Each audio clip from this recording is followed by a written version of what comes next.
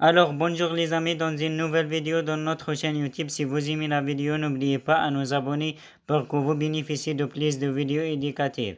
La vidéo d'aujourd'hui est à propos d'un thème très important qui est les polypes nasaux.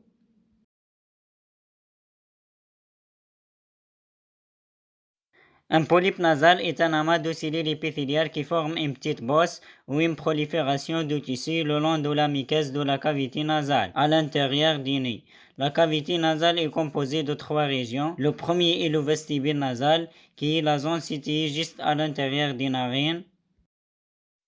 Au-delà se trouve la région respiratoire qui fournit de l'air aux sinus et aux poumons. Et au-dessus se trouve la région olfactive qui est impliquée dans l'odorat.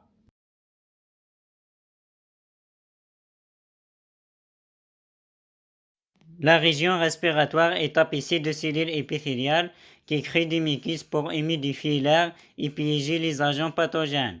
Il existe également des espaces remplis d'air dans le crâne qui se trouvent de chaque côté du nez, appelés sinus paranasaux, qui sont tapissés par la même couche de cellules épithéliales que la région respiratoire.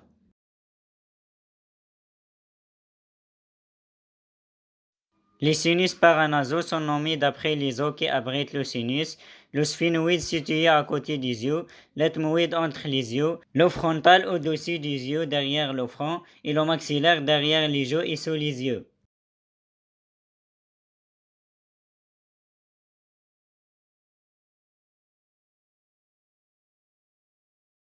Chacun des sinus produit normalement des muqueuses qui s'écoulent dans la région respiratoire. Des trous à l'arrière de la région respiratoire appelés schwann agissent comme des entonnoirs pour diriger le muqueuse dans la gorge pour être avalé.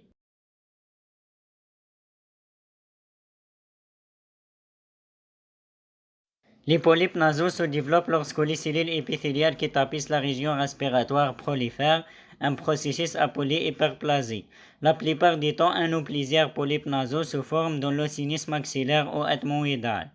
Malheureusement, il obstrue souvent la circulation de l'air ainsi que le drainage des muqueuses, ce qui permet aux agents pathogènes de s'attarder dans les sinus et de provoquer des infections. Les infections récurrentes provoquent un gonflement des muqueuses lorsque les cellules immunitaires infiltrent les tissus et créent une réponse inflammatoire.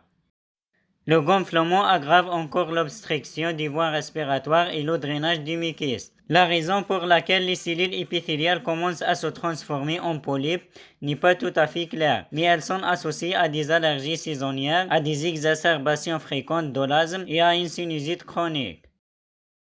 Certains facteurs génétiques semblent également liés, par exemple les personnes atteintes de fibrose kystique et de dyskinésie ciliaire primaire ont tous les deux un risque élevé de développer des polypes nasaux. Les symptômes des polypes nasaux sont généralement liés à un drainage du mucus bloqué et à une circulation d'air obstruée.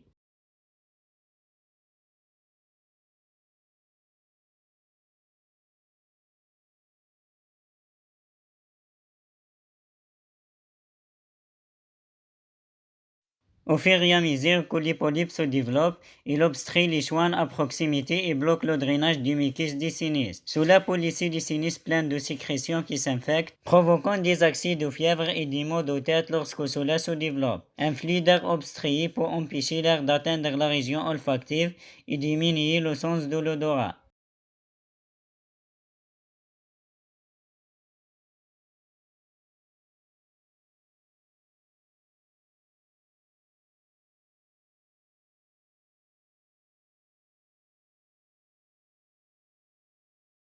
Il peut également provoquer des ronflements et de l'apnée de sommeil, et chez les jeunes nourrissons, il peut entraîner une réduction du niveau d'oxygénation appelée hypoxie, qui donne une teinte bleutée à la couleur de leur peau. Les polypes nasaux sont diagnostiqués visuellement par endoscopie nasale ou par imagerie médicale avec un scanner.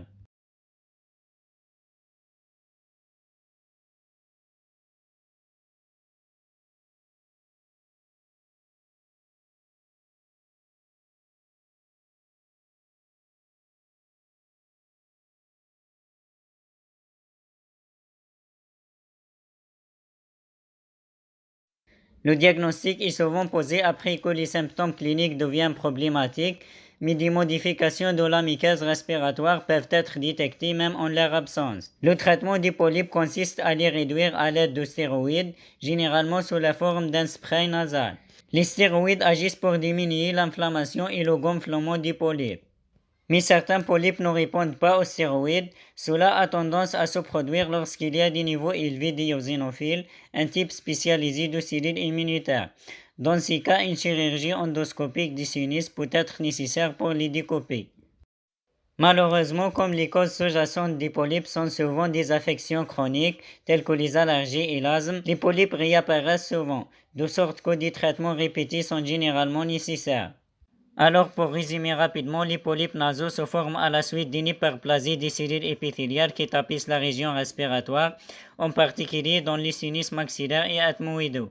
Leur croissance obstrue le flux d'air à travers la cavité nasale et empêche le mucus du sinus de s'y coller normalement.